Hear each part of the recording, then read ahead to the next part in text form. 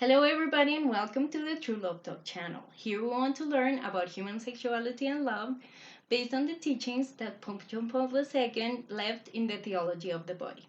I am Elisa, and today we're going to talk about that second part of Chastity with Love, which is love others as you love yourself. So we're going to analyze what does it mean to love ourselves.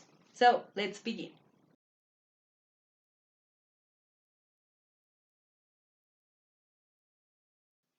Okay, so why do we have to start with ourselves? Basically, because only the person that loves him or herself can love others. Love is basically a process that starts from the inside out.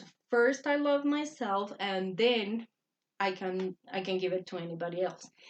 First, I have to find the worth in my humanity, and only then can I find worth in somebody else's humanity. And loving oneself means developing a healthy and real humility.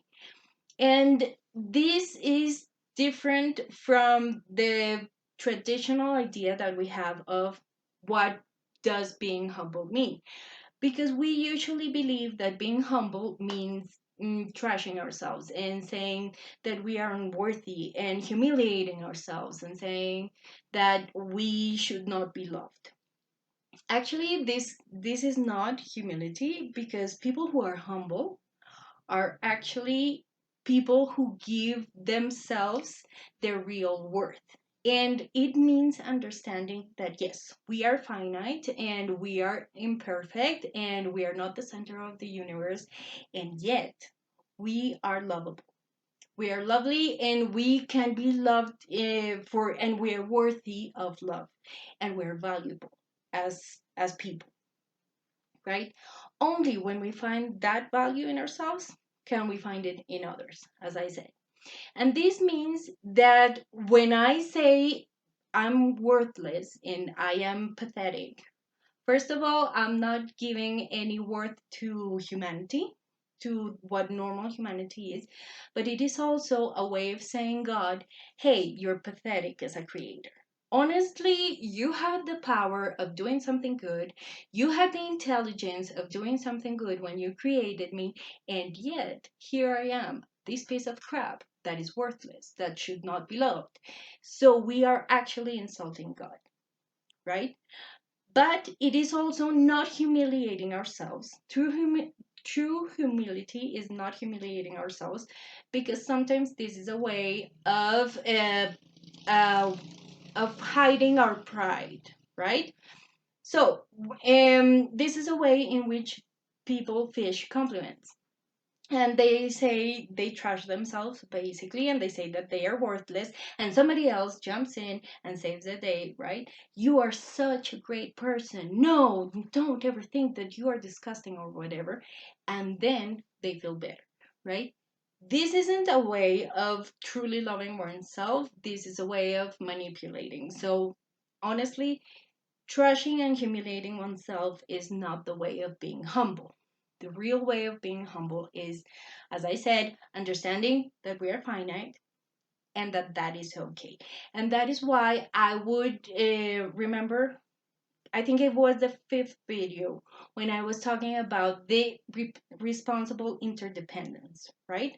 When we realize that we are interdependent, we realize that we aren't capable of doing anything, of doing everything, I'm sorry. We can do something, but not everything, right? And that small thing that we can do, it's okay. And it is all right. That we're worthy of love, even if we don't do it all, which is the way of pushing back Batman's logic. Remember the idea that only people who can do everything are worthy of love? No, actually, everybody. Nobody can do everything, and even if we cannot, we can be loved. And second of all, eh, to to push back the logic of the beauty pageant logic, we need to understand that maybe a lot of other people can do exactly the same that I do, and that doesn't take away my worth, right? That I am going to depend on others, but others will depend on me, and that means that I have to be responsible for myself, because only if I answer for myself can I give anything to anybody else. That the plan, one has to see oneself as a project, and one has the responsibility of making that project a reality, because this is what we are going to be able to give others. If we don't have anything, if we're nothing, there's nothing we can give. Basically, that's it. And that means recognizing what God made in ourselves, right? And basically letting God be God, which is something that we struggle with, because we always think that we have better plans, or that we can think it better, or that honestly we want something better than what he thought and what he planned. And that means that he's not such a good God as he should be, right? That he should have planned things better. Actually recognizing who we are and giving it value, right? And realizing that, yeah, uh, I love music, but I am better at, I don't know, being an engineer. Being an engineer and being the best engineer that I can be. And taking the responsibility of being that good engineer, sorry, is what's going to give me something to give everybody else, and to help everybody else with that, right? So we have to value ourselves. And also, we need to value imperfection and vulnerability and finitude, because we live in a very eugenistic era. I don't know how to pronounce this word, but basically, it's the idea that people need to get certain standard to be worthy of being alive, that they have to have some social value, or some social function to be able to be worthy to be alive, basically. And that means, if you notice, this is one of the basic and core fundamental fundamental arguments for abortion and euthanasia.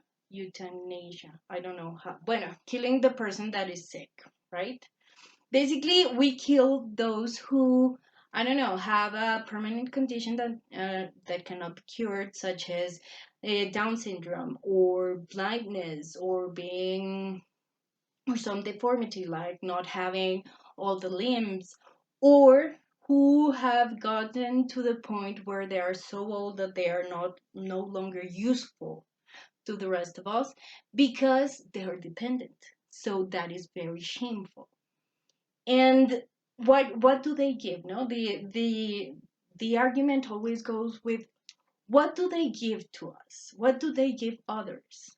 Well, basically, they remind us that humanity is so important that even if it has no function, it still has its dignity.